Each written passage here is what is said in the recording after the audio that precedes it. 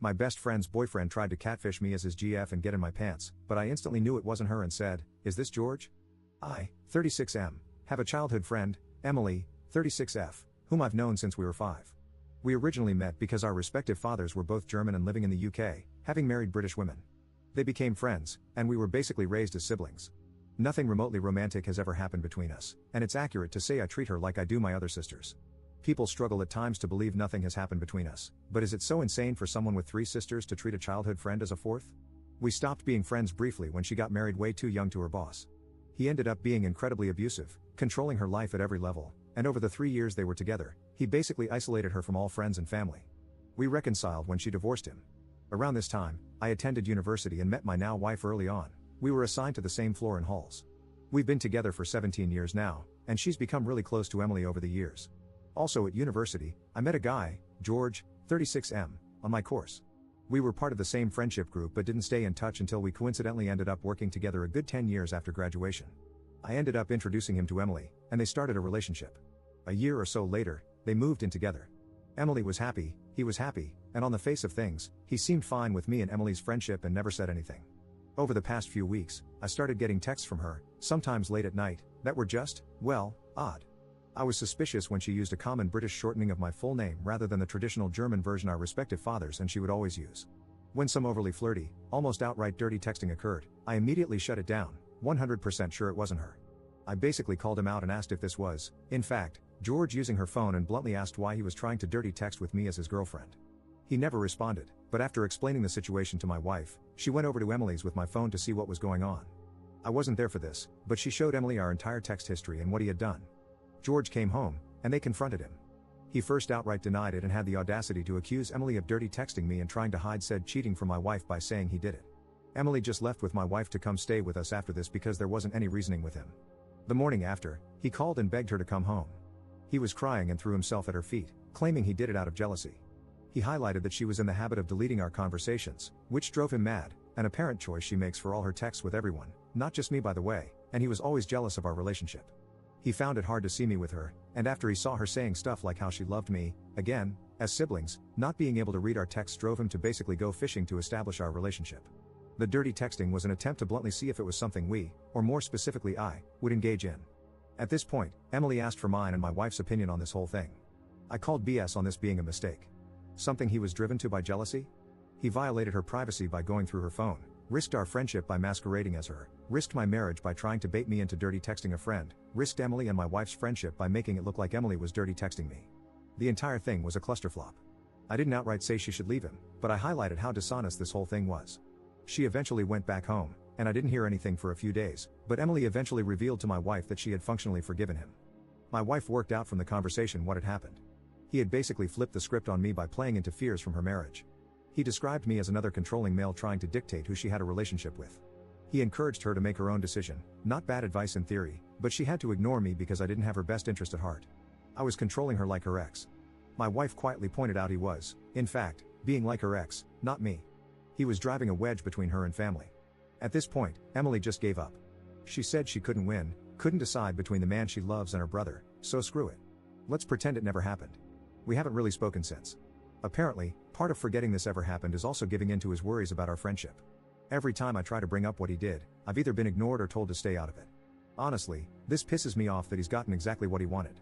He's stopped us from talking. I know I can't force her to break up with him, but it seems like a catch-22. I can't push her to make a decision about what he did while he's got her convinced I'm controlling her. I rarely see George at work, and he's rightly kept the hell away from me. I was tempted to bring my sisters into this clusterflop, tell them what happened, as they love her like a sister too, and see if they can talk some sense into Emily, but that's somewhat manipulative too. So any advice here? Let crappy sleeping dogs lie? Try to get her to deal with what he did rather than sweeping it under the rug? Update 1. I thought I'd update on my post, as there was a partial resolution and the advice was good. So, I followed the general advice of just leaving the entire situation alone. I agree that any interference from me or my family would be manipulative and controlling, albeit well-meaning. So, I haven't really spoken to Emily since slightly before Christmas, but her mother contacted me a little after New Year to ask if I knew what was going on with her. Emily's cousin back in Germany had contacted her mother, saying she had turned up on her doorstep having flown in from the UK on the 4th after apparently breaking up with George. According to her mother, Emily had come back to our hometown for the holidays. She brought George, and at some point they ran into her ex-husband at the pub. For context, we grew up in a tiny village in the middle of nowhere. There's literally nothing to our village but a pub, a post office, and a small supermarket. Her ex still lives where we grew up. So, this is all information relayed to me via Emily's mother, but apparently at some point George approached Emily's ex-husband and asked for some advice. George is familiar with the story of their relationship and knows how controlling he was, and why they divorced. Somewhat to her ex-husband's credit, he apparently refused to answer any questions and quietly approached Emily's mother to relay what he had been asked. Now, this is according to him, and George denies it, but he said George asked him how to handle me in terms of my friendship with Emily. I've no idea what Emily's ex-husband's motivation was here, but they've been divorced for a decade now, and he hasn't contacted her in this time, so I'm inclined to believe it wasn't further attempts at interfering with her life. Maybe it was actually manipulation. Maybe in the decade since they've divorced he's become a better man, who knows? We're all inclined to believe that is what was asked, despite George denying it, because how else would her ex-husband know he had an issue with me recently? He isn't in contact with anyone who would know about the recent issues. Also, to be honest, the ex never had an issue with me. He saw me as a child, despite being the same age as his then wife, and constantly called me kiddo and asked how school was. It would be a very specific shot in the dark on his part to assume George had an issue with me without George saying so himself.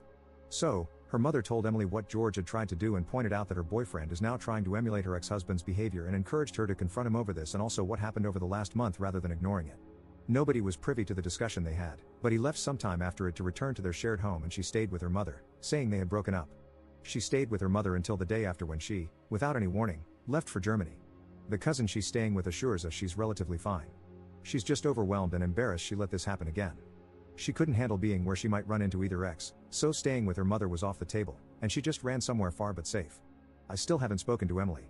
I've sent her a message with condolences and reassurance that she will always have a home here in the UK, and I've decided to continue giving her space while making it clear I am there for her. She hasn't responded, but I assume this is just out of awkwardness over what happened and how technically George was once my friend. He hasn't spoken to me either, and I haven't seen him at work at all. So yeah, not a happy ending per se. It shouldn't have taken her abusive ex getting involved for a resolution, but as people predicted, George was being abusive and he would repeat that behavior. I suppose it was relatively painless that he showed his true colors so emphatically without much further abuse. This could have dragged on. Thanks for the advice. Me staying out of it didn't make this any easier for her, but it probably avoided making it worse. Update 2. I jumped the horse a little with the previous update, and looking back, I hadn't actually spoken to Emily, and it was all secondhand information. Given this whole thing has now been entirely sorted in the 3 months since it happened, I thought I'd actually give an actual full resolution. So, Emily came back to the UK just before the country was locked down and moved in with us, reluctantly. We grabbed some drinks and played Divinity 2 while we hashed out exactly what went down from her perspective. I apologized for going behind her back and speaking to her mother about it all. Situations like this are never helped by information being relayed through other people, and I asked if she wanted to go through it all from start to finish. Basically, she buried her head in the sand the day she found out he had been trying to dirty text me as her. It was just too much. She couldn't win. She either lost the man she loved and the lifestyle she had, or lost her brother. I assured her she'd never lose me, but she revealed she low-key hated the fact she let herself be taken advantage of like this twice and couldn't face me, having not listened to my advice. She also mentioned that breaking up with him would inevitably land her on my doorstep for support, and that made her feel bad also, hence escaping to Germany and not talking to me about this. This went deeper, and she opened up about her insecurities, how she regretted never going to university, instead marrying her abusive ex-husband, and how she feels like an accessory to other people's happiness. She saw me and my wife, a power couple, as she put it, and just felt so small by comparison. She did love George, but leaving him would leave her with functionally nothing again, and she couldn't handle that. We talked about this a lot. I revealed I was aware my support of her could be a problem. I was feeling like I had made their relationship awkward by being so involved in her life. It might have been hard for George to feel like her boyfriend while I was there picking up her tabs, doing the DIY, and basically acting like a father coddling his child. I asked if my, with retrospect, financial support of her tied into this feeling of inadequacy, like I was dragging her along for my ride, and she said it was a problem. She felt trapped when the relationship ended because she had no independence or true control. While I would never use my position to control her, she would still be living by someone else's good graces. She felt she needed to stand on her own 2 feet, be her own woman rather than relying on a man, no matter how much she loved and trusted him. That way her decisions would be her own, rather than under some level of duress. In the same way a child wants independence from her parents, she feels she finally needs independence from me. So, we came up with a game plan. Now, the lockdown has obviously made this harder. She is still living with me and my wife currently, but the plan is she's going to go back into education. She was capable of attending university, she had the qualifications but decided not to due to marriage. My financial security was really born of an inheritance I had after my father passed away. I used it to not have to worry about rent during my extended time in education and early career, as I bought a small flat with it that I still own. I've decided to pay it forward and put her in a similar situation by letting her use my flat, which is currently unoccupied because it's only been rented to students due to its proximity to 2 universities. Yes, this is me financially supporting her, but in a strictly limited way. No more covering errant bills, paying for holidays, or footing the bill when we socialize. She will not pay rent, but she will cover all bills on the flat and she moves out the moment she's in work. She didn't love the idea of me owning her home, but I called it my last act as that guy in her life, the pseudo-brother/father/best friend. After this, we'll just be independent siblings/best friends. She will be moving soon. We'll need her room after all since my wife is now 5 months pregnant. Turns out she's been pregnant since late December and all this started. As for George, he swears up and down he never asked the ex-husband to handle me. He claims he asked how to be fine with me. It wasn't seeking advice on how to deal with me, it was seeking advice on how to be fine with me the way her ex-husband was. Could be true, who knows? It's ultimately irrelevant. Though we recently found out George moved a girlfriend into the house he and Emily used to share, and here's the kicker, it's a longtime friend. Emily is fairly certain he never cheated on her, but she laughed out loud when she found out he's romantically living together with a longtime friend 3 months after the breakup. The dude's insecurity was likely born of his own feelings for a friend. He was getting close with a girl he was friends with, so he projected that onto me and Emily.